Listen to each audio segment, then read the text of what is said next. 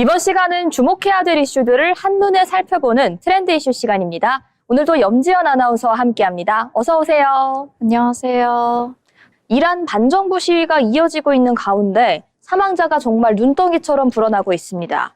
혁명 수비대를 동원해 시위 진압에 나섰던 이란 정부는 수만 명이 참여한 대규모 거리 행진을 주도했는데요. 지연 아나운서와 함께 자세한 상황 알아보도록 하겠습니다.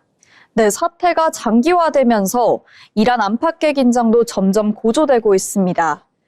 미국 기반 인권단체는 지난 11일까지 이란 31개 주 저녁 무려 585곳에서 시위가 이어졌다고 전했습니다. 이번 행진에는 페제시키안 이란 대통령이 인파와 함께 거리를 걷습니다. 반정부 시위에 대한 맞불 성격의 친정부 집회로 수만 명이 참여했는데요. 미국 백악관은 이란과 관련해 외교가 첫 번째 해법이지만 트럼프 대통령은 군사옵선을 주저하지 않는다며 이란을 또 압박했습니다.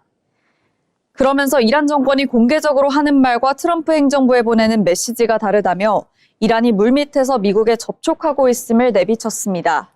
네, 이렇게 이란 정세를 둘러싸고 불확실한 상황이 커져가는 상황인데요. 관련된 상황 계속해서 주시하셔야 할 것 같습니다. 이번 이슈는 독일로 넘어가서 살펴보도록 하겠습니다. 병역 자원 문제를 고심 중인 독일 정부가 2008년대생을 대상으로 이제 군복무에 대한 설문을 시작했다고 하는데요. 네, 맞습니다. 독일은 2011년 징병제를 중단하고 전면 모병제로 연방군을 운영해왔습니다. 그런데 현재 연방군 병력은 약 18만 명 수준에 머물러 있고 2035년까지 26만 명 목표에는 크게 미치지 못하고 있습니다. 러시아의 우크라이나 침공 이후 안보 부담은 커졌지만 병역 자원 충원 속도는 목표에 미치지 못하는 상황인 건데요.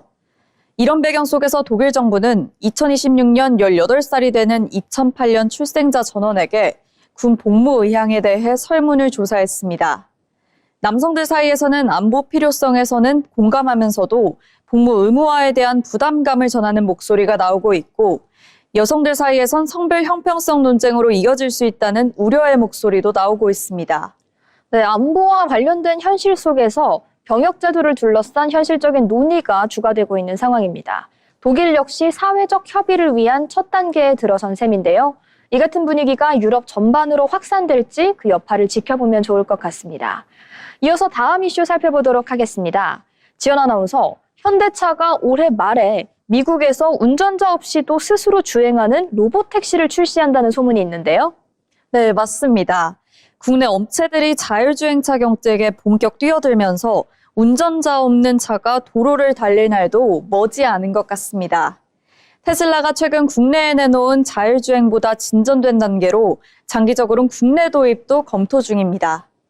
보행자가 갑자기 앞에 나타난 돌발 상황에도 즉시 멈춰 길을 내주고 안전이 확보되고야 다시 부드럽게 움직입니다. 12km라는 약 35분 주행 내내 사람은 단 한 번도 개입하지 않았습니다. 글로벌 자율주행 경쟁에서 한 발 늦었다는 평가를 받아왔던 현대차가 이제는 모셔널의 로봇택시 상용화로 기술 격차를 빠르게 좁힐 수 있을지 그 귀추가 주목됩니다.